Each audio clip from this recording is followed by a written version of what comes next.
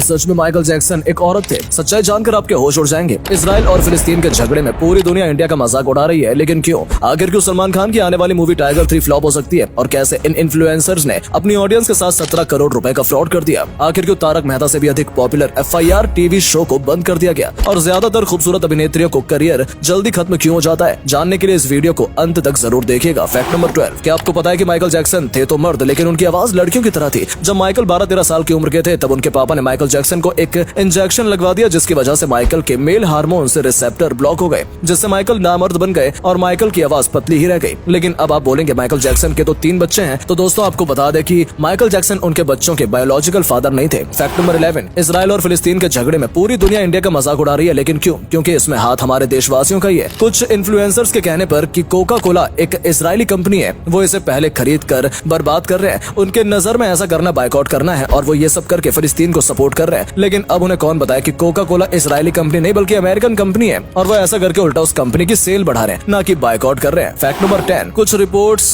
के according India में जितना एक चपरासी की सैलरी होती है उतना नेपाल के क्रिकेटर्स को मिलता है। नेपाली क्रिकेट बोर्ड का कॉन्ट्रैक्ट 3 कैटेगरी में डिवाइड रहता है। पहला है A ग्रेड, दूसरा है B और तीसरा है C ग्रेड। A ग्रेड में नेपाली क्रिकेटर्स को 60,000 नेपाली रुपए मिलते हैं, जो इंडियन करेंसी में 32,179 रुपए होंगे। ग्रेड B में 50,000 नेपाली रुपए मिलते हैं, जो इंडियन करेंसी में 31,412 रुपए होते हैं। और ग्रेड C की बात करें तो नेपाली क्रिकेटर्स को ग्रेड C मिलते हैं 40,000 नेपाली रुपए, और ये अमाउंट इंडियन करेंसी में 25,000 रुपए होते हैं। नेपाली क्रिकेटर्स को मैच फीस के तौर पर ODI में 10,000 रुपए मिलते हैं, जो इंडियन करेंसी में होते हैं 6,255 रुपए। वहीं इंडियन पियोन की सैलरी 30 से 50,000 के बीच में होती है। फैक्ट नंबर 9, सलमान खान की अपकमिंग मूवी टाइगर 3 उनके लिए अनलकी साबित हो सकती है। अब आप सोच रहे होंगे कि अरे ऐसा थोड़ी पॉसिबल है। तो हाँ, ऐसा पॉसिबल है, क्योंकि अगर हम सलमान खान के कुछ पास्ट मूवीज को देखें तो पता लगेगा कि सलमान खान की वो मूवी ऑलमोस्ट फ्लॉप ही रही है, जिनका उन्होंने थर्ड पार्ट किया है, जैसे कि रेस 3, दबंग 3 और अब उनकी आने वाली अपकमिंग फिल्म टाइगर 3। ऐसा होने का एक और सबूत है, हाल ही में रणबीर कपूर की एनिमल मूवी का ट्रेलर आया, जिसके कुछ दिनों में ही 50 मिलियन से भी ज्यादा व्यूज क्रॉस हो गए। लेकिन वही टाइगर 3 का ट्रेलर अभी भी 17 मिलियन व्यूज के आसपास ही है। फैक्ट नंबर 8, आजकल हम सोशल मीडिया पर किसी को भी स्टार बना देते हैं और किसी को भी इन्फ्लुएंसर मान लेते हैं, लेकिन एक इन्फ्लुएंसर ऐसा भी है जिसने अपने ही ऑडियंस के साथ 17 करोड़ का फ्रॉड कर दिया। लेकिन कैसे? जिस बंदे की हम बात कर रहे हैं उनका नाम नसरुद्दीन अंसारी है और इसका यूट्यूब चैनल है बाप ऑफ चार्ट के नाम से। ये पब्लिक को झूठ बोलकर अपने ही स्टॉक मार्केट का कोर्स बेचता था। यहाँ बंदा ये क्लेम करता था कि ये स्टॉक मार्केट से बहुत ही ज्यादा पैसे कमाता है और इसे अंदरूनी टिप्स पता है जो इसने अपने कोर्स में बताई हुई हैं, और यही झूठ बोलकर इसने 17 करोड़ रुपए का कोर्स बेच दिया। लेकिन बाद में पता चला कि इस बंदे के खुद 3 करोड़ रुपए स्टॉक मार्केट में डूबे हुए हैं, और जब SEBI को इस बात की भनक लगी तो उन लोगों ने इसे बंदे को 17 करोड़ रुपए लौटाने को बोला और इसके स्टॉक मार्केट से इसको बैन भी कर दिया। फैक्ट नंबर 7, आप जब भी कभी सुनते होंगे कि किसी सेलिब्रिटी ने करोड़ों का घर लिया है तो आप जिस घर को इमेजिन करते होंगे वो कोई बड़ा आलीशान बंगला होता होगा, लेकिन कुछ ऐसा नहीं है। हाल ही में कार्तिक आर्यन ने 17 करोड़ का लग्जरी अपार्टमेंट खरीदा है। वैसे आपके नजरिए से ये बहुत ही बड़ा होना चाहिए, लेकिन कार्तिक आर्यन का ये नया घर लगभग 1600 स्क्वायर फीट में फैला हुआ है। आसान भाषा में देखो तो कार्तिक आर्यन का ये घर लगभग 178 गज में है, जो कुछ ज्यादा बड़ी जमीन नहीं होती, और इसके महंगे होने का रीजन है इसका इंटीरियर और इसकी लोकेशन। फैक्ट नंबर 6, ये वायरल वीडियो आपने अभी तक तो देख ही लिया होगा, जिसमें आदमी अपने दोनों हाथों से पुशअप लगाते लगाते एक हाथ पर आ जाता है और एक हाथ से लगाते लगाते बिना हाथ के लगाने लग जाता है, और एकदम ऐसे ही आदमी बिना हाथ के पुशअप लगाने लगता है। तो दोस्तों आपने कभी ये सोचा है कि आखिर ये पॉसिबल कैसे है? क्या इसके पीछे कोई साइंस है या फिर कोई मैजिक है? तो नहीं दोस्तों, ऐसा कुछ नहीं है। ये वीडियो पूरी तरह से फेक है और ये बस एक एडिटिंग ट्रिक है। जी हाँ, इस वीडियो में एक तीसरा इंसान भी है जो कि ग्रीन कपड़े में लिपटा हुआ है और कुछ इस तरह से इसे नीचे ऊपर खींच रहा है। Fact number 5, FIR TV show आज के तारक मेहता के उल्टा चश्मे से भी ज्यादा ही TRP कमाता था। तो आखिर ऐसा क्या रीजन था जिसकी वजह से इसे बंद कर दिया गया? ये शो 2006 में शुरू हुआ और धीरे धीरे ये शो सुपर हिट हो रहा था, और जैसे अभी के टाइम तक तारक मेहता को पूरी फैमिली बैठकर देखती है, वैसे उस वक्त FIR शो फैमिलीज देखती थी। यहाँ तक कि इस शो की TRP भी तारक मेहता से ज्यादा थी। जहाँ इस शो की TRP 2.7 थी, वही तारक मेहता का TRP सिर्फ 1.9 ही था। 2015 में 1322 एपिसोड आने के बाद इस शो को ये सोचकर बंद कर दिया गया कि एक छोटा सा ब्रेक लेकर वापस इसे शुरू करेंगे, लेकिन अफसोस ऐसा कभी हुआ ही नहीं। फैक्ट नंबर 4, आजकल सोशल मीडिया पर इस छोटे बच्चे का एक वीडियो बहुत ही वायरल हो रहा है, क्योंकि ये बच्चा कोई आम बच्चा नहीं है। दरअसल ये बच्चा अल जजीरा का रहने वाला है और अभी इसकी उम्र सिर्फ 2 है, और ये बच्चा पैदाइशी हाफिज है। इनकी माँ का कहना है कि ये बच्चा जब मेरे पेट में था तब मुझे ख्वाब आया था और मुझे बसारत मिली थी कि इस बच्चे का नाम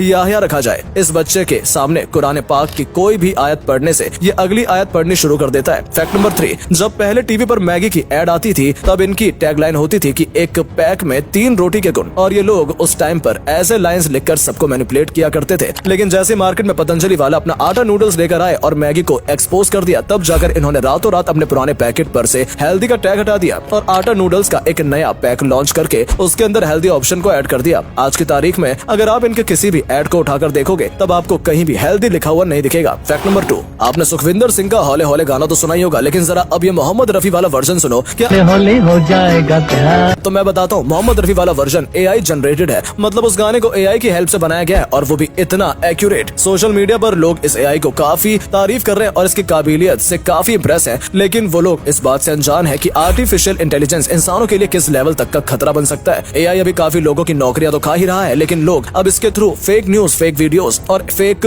प्रोपेगेंडा भी बनाने लगे हैं। ये टेक्नोलॉजी आपको फायदा भी देती है और सेम टाइम पर आपको नुकसान भी पहुंचाती है, और अभी इसका ये हाल है तो आने वाले समय में क्या होगा। फैक्ट नंबर 1, क्या आपने कभी ये सोचा कि बॉलीवुड एक्ट्रेस का फिल्मी करियर सिर्फ 5 से 10 सालों तक ही क्यों होता है? पहले की 90% फीमेल एक्ट्रेसेस आज बिना काम के घर बैठी हुई हैं, लेकिन ऐसा क्यों? जब कोई एक्ट्रेस इंडस्ट्री में आती है तब उसके पास बस 2 ही ऑप्शन होते हैं, पहला कि वो अपनी एक्टिंग के दम पर काम ले और दूसरा कि वो अपने लुक्स के बदौलत काम ले। दूसरे ऑप्शन में आपको एक ग्लैम डॉल की तरह दिखाया जाता है और इसी वजह से ऐसी एक्ट्रेसेस को काम भी जल्दी जल्दी मिलता है। वहीं पहले ऑप्शन में आपको आपके एक्टिंग की बदौलत काम मिलता है और ऐसी एक्ट्रेसेस को प्रॉपर एक्ट्रेस की तरह कास्ट किया जाता है। लेकिन 5-10 साल के बाद दूसरे ऑप्शन वाली एक्ट्रेसेस की जगह 18-19 साल की नई लड़की ले जाती है। उम्मीद है कि आपको इन फैक्ट्स के बारे में जानकर मजा आया होगा। अगर आपको ये वीडियो पसंद आई हो तो इस वीडियो को लाइक करें और कमेंट करें अपना फेवरेट फैक्ट। धन्यवाद।